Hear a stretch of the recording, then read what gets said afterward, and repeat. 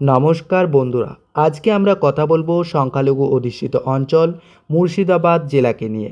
মুর্শিদাবাদ জেলায় মোট 22টি আসন রয়েছে এবং এই 22টি আসনের মধ্যে এই যে জনমত সমীক্ষা 2026 অনুযায়ী এই 22টি বিধানসভা কেন্দ্রে কোন দল জিততে চলেছে তার একটা সম্ভাব্য আভাস দেখানোর চেষ্টা করব।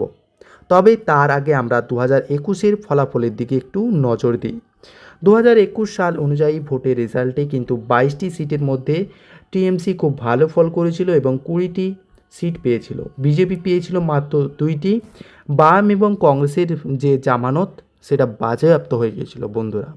এবং এখানে বলে রাখা ভালো যে 2021 সাল অনুযায়ী কিন্তু হুমায়ুন কবির টিএমসিতে ছিল। বর্তমানে তিনি কিন্তু এআইএমআইএম অর্থাৎ আসাউদ্দিন ওয়াইসির দলে ভাবে জোট করে দাঁড়িয়েছে। অর্থাৎ হুমায়ুন কবির নিজের একটা জনতা উন্নয়ন বলে তার সঙ্গে এআইএমআইএম দল জোট বন্ধন করে 2026 সালের ভোটে লড়বে এবং তখন কিন্তু এই দলটি ছিল না, তাই নতুন করে অ্যাড হয়েছে এই অংশটা।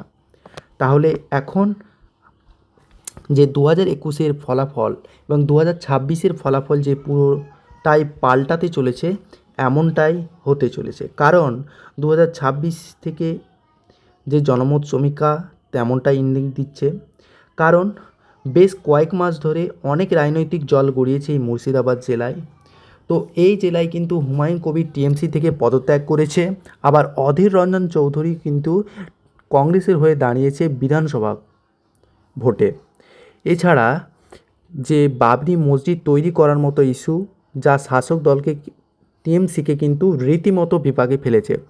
অবশেষে আবার দেখা গেল যে কয়েকদিন আগেই আসাউদ্দিন ওয়াইসির দল মিমের সঙ্গে হুমায়ুন কবির জোটবদ্ধ দল গঠন করেছে এবং ইত্যাদি ইস্যুকে বিপাকে ফেলে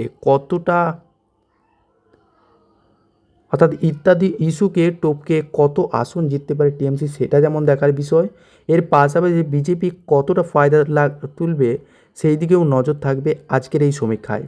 তো সমস্ত কিছু জানাবো আজকের এই সমীক্ষার মাধ্যমে, তো ভিডিওটা শেষ পর্যন্ত দেখুন। তো আজকের প্রথম বিধানসভা কেন্দ্রের নাম হচ্ছে বহরমপুর বিধানসভা কেন্দ্র। বহরমপুর যেখানে কিন্তু সরাসরি বাম এবং কংগ্রেসের জোট জেতার সম্ভাবনা এমনটাই দেখা যাচ্ছে জনমত সমীক্ষার মাধ্যমে। তো পরবর্তী বিধানসভা কেন্দ্রের দিকে দেখা যাক। পরবর্তী বিধানসভা কেন্দ্র বেলডাঙ্গায় টিএমসি জেতার সম্ভাবনা রয়েছে। পরবর্তী বিধানসভা কেন্দ্র ভরতপুরে কিন্তু এই যে আদার্স অর্থাৎ ভরতপুরের যে বিধায়ক ছিলেন হুমায়ুন কবিরের সঙ্গে মিম দলের যে জোটবন্ধন তারা একটি আসন পাচ্ছে। পরবর্তী বিধানসভা কেন্দ্র বুরওয়ানে কিন্তু টিএমসি জেতার সম্ভাবনা রয়েছে। পরবর্তী বিধানসভা কেন্দ্র মুর্শিদাবাদ, যেখানে কিন্তু বিজেপি জেতার সম্ভাবনা রয়েছে। পরবর্তী বিধানসভা কেন্দ্র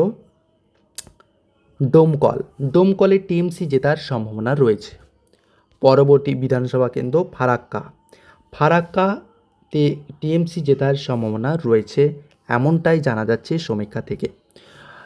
পরবর্তী বিধানসভা কেন্দ্র হরিহরপাড়াতেও টিএমসি জেতার সম্ভাবনা এমনটাই উঠে আসছে। পরবর্তী বিধানসভা কেন্দ্র জলঙ্গিতেও কিন্তু টিএমসি জেতার সম্ভাবনা রয়েছে। পরবর্তী বিধানসভা কেন্দ্র অর্থাৎ 10 নম্বর অনুযায়ী বিধানসভা কেন্দ্র নওদা, যেখানে কিন্তু আবারও হুমায়ুন কবিরের দল যে জোট দল সেই জোট দল কিন্তু একটি আসন পাচ্ছে। এখন পর্যন্ত যে 10টি বিধানসভা কেন্দ্রের জনমত সমীক্ষা আমরা জানলাম 22টির মধ্যে, সেখানে কিন্তু এগিয়ে রয়েছে 6টি আসনে টিএমসি, একটি আসনে বিজেপি, একটি আসনে বাম এবং কংগ্রেসের জোট, স্পেসিক্যালি কংগ্রেস জিতছে এখান থেকে, এবং আর দুটিতে রয়েছে মিম এবং নতুন দল যেটা তৈরি করেছে জনতা উন্নয়ন সেই দল, তারা দুটি আসনে এগিয়ে রয়েছে।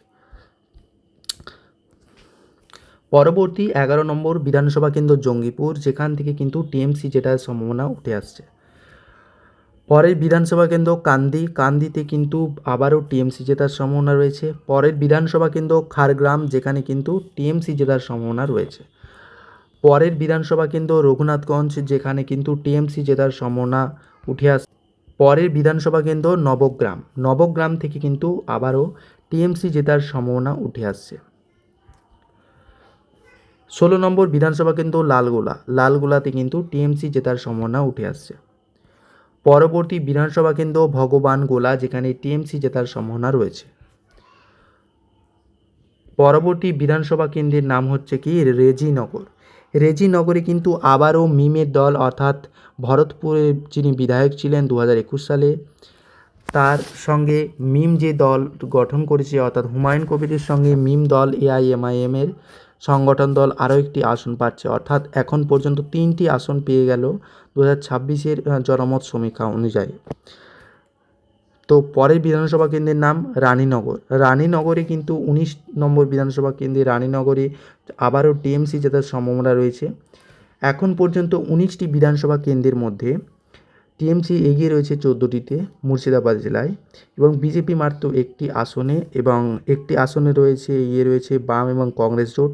3টি আসনে রয়েছে হুমায়ুন কবির এবং মিমের জোট বন্ধন যেটা দল সে। পরবর্তী বিধানসভা কেন্দ্র সাগরদিঘিতে আবারও টিএমসি জেতার সম্ভাবনা রয়েছে। পরবর্তী বিধানসভা কেন্দ্র শামশেরগঞ্জে কিন্তু টিএমসি জেতার সম্ভাবনা রয়েছে, অর্থাৎ শামশেরগঞ্জে টিএমসি জিতছে এমনটাই আভাস পাওয়া যাচ্ছে জনমত সমীক্ষায়।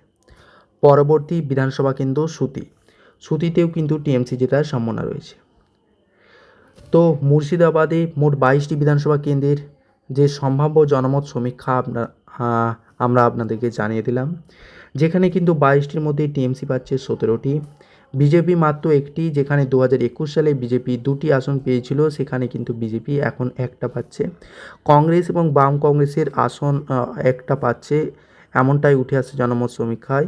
2021 সাল অনুযায়ী কিন্তু এইখানে কিন্তু কোনোরকম খাতা খুলতে পারেনি বাম এবং কংগ্রেস জোট, এবং নতুন তৈরি হওয়া জোটবন্ধন দল, অর্থাৎ মিমের সঙ্গে কিন্তু হুমায়ুন কবিরের যে দল, সেই দল কিন্তু নতুনভাবে 3টি আসন কিন্তু টিএমসি ছিল, সে আসন ছিনিয়ে নিল নতুনভাবে।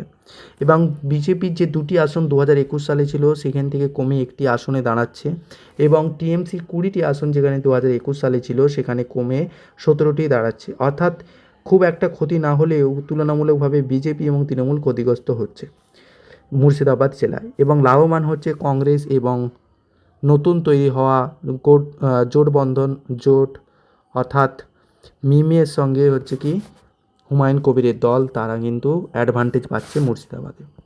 তো এই ছিল একটা জনমত সমীক্ষা, এবং এই ধরনের আরও ভিডিও পেতে অবশ্যই কিন্তু আমাদের চ্যানেলটা সাবস্ক্রাইব করে রাখো।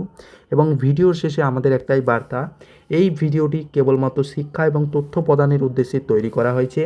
এই ভিডিওর নির্মাতা কোনো রাজনৈতিক দলের সঙ্গে যুক্ত নন এবং কোনো নির্দিষ্ট রাজনৈতিক আদর্শ প্রচার করেন না। ভিডিওতে প্রদর্শিত ওপিনিয়ন পোল বা জনমত সমীক্ষাটি বিভিন্ন সূত্র থেকে প্রাপ্ত তথ্য, সোশ্যাল মিডিয়া ট্রেন্ড যা AI সমীক্ষার মাধ্যমে তৈরি।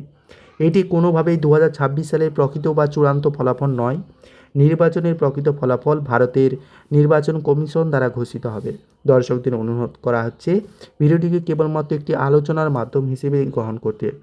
বন্ধুরা, মনে রাখবেন এটি সাধারণ সমীক্ষা মাত্র। এই সমীক্ষা দেখে আনন্দিত, দুঃখ পাওয়ার কোনো প্রসঙ্গ আসে না। বন্ধুরা, গণতন্ত্রের শেষ কথা বলে জনগণ, এবং আপনার একটি ভোটই আসল সিদ্ধান্ত নেবে। নির্বাচন প্রকৃত ফলাফলই পাওয়া যাবে 4 মে। ধন্যবাদ।